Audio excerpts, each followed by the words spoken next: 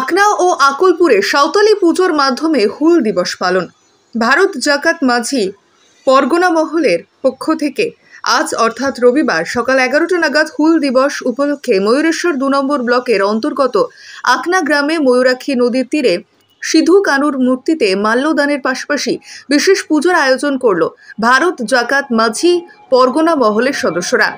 উল্লেখ্য, আজ অর্থাৎ রবিবার বীরভূম জেলার ময়ূরেশ্বর 2 নম্বর ব্লকের অন্তর্গত আকনা বাস স্ট্যান্ডে সিধু কানুর মূর্তিতে মাল্যদানের পাশাপাশি বিশেষ পুজোর আয়োজন করল ভারত জাকাত মাঝি পরগনা মহলের সদস্যরা।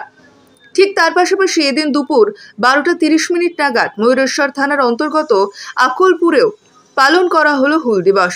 এদিন ময়ূরাক্ষী নদীর তীরে আকুলপুর বাস স্ট্যান্ডে লাগোয়া স্থাপিত করা সিধু কানুর মূর্তিতে মাল্যদানের পাশাপাশি ময়ূরাক্ষী নদী থেকে ঘট ভরে সেই ঘট স্থাপন করে